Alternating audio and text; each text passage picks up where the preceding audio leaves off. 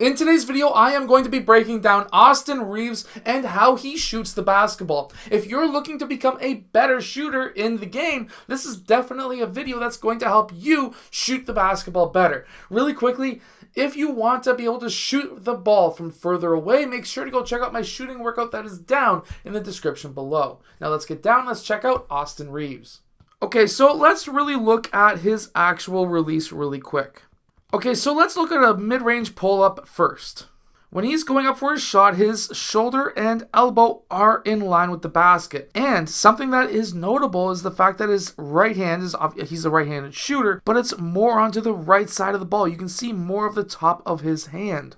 This is actually really important behind his shot because now we can see how much his hand moves from the side to underneath that ball. For him, this would be more comfortable. Some players, this can actually make it feel more comfortable. However, for some players, if you're doing the rotation while the ball's up here, it's going to miss. If you're doing the rotation while it's still down here before you bring that ball up, then it's not going to affect your shot, or it shouldn't affect your shot. And then when he does release, in this case, he's turned it more into a floater. That is another kind of tip that I like to say to a lot of younger players, which is if you're pulling up for a mid-range around maybe 10 feet, maybe 12 feet, sometimes it's better to go up like a shot and then release like a floater right at the end. Now on this kick-out pass, this is absolutely perfect. While he's catching the ball, he's already looking at that rim. He's already setting his feet also. He was able to land and go left, right into a shot. Now he did dip initially just a little bit. The entire time he has been looking at the rim. This is very important.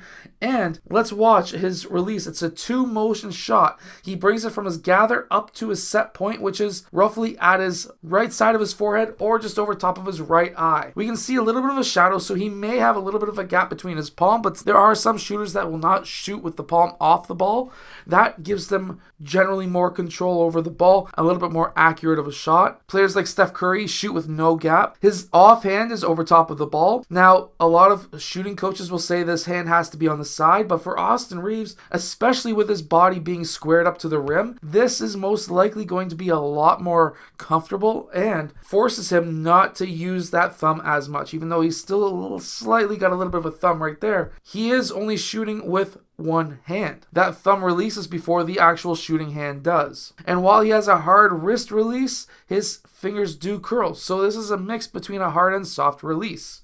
A soft release is going to be like Steph Curry, it gets a ton of arc, while a hard release is more like Michael Jordan, that has just a little bit less arc, but generally within that range of 41 to 45 degrees. We can also see that when he's down into his gather right there, where he's gathering that ball, while his knees are not necessarily bent at 90 degrees, they are still slightly bent. We can see that his back is roughly almost 90 with his knees, almost. Now what that allows him to have is a lot more lower back strength, so he's not probably going to jump up as high as somebody else may shoot with their jump shot, but he still does get up quite high. And to give you my take on this, he has to. NBA players jump extremely high, and they do close out while jumping to your side. A lot of shooters will have a pendulum type of effect where the feet go out while the shoulders dip back. That gets a little bit more power for some players. Austin Reaves generally doesn't shoot like that. And then he does have roughly 140 degree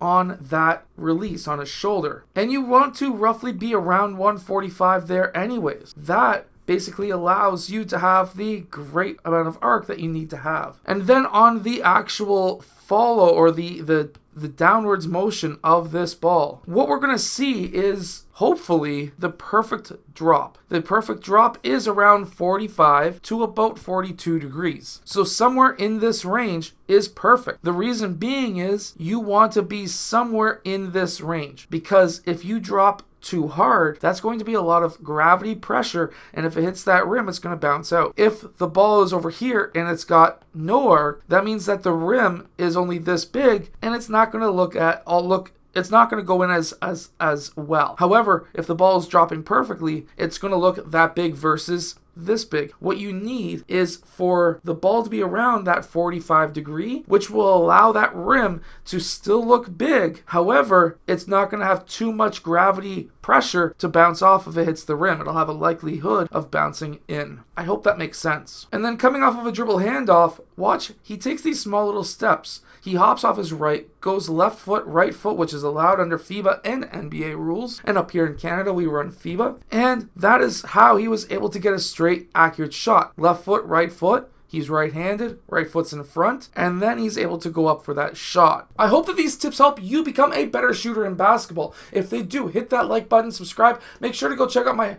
shooting workout that is down in the description below, and I'll see you guys again in my next video.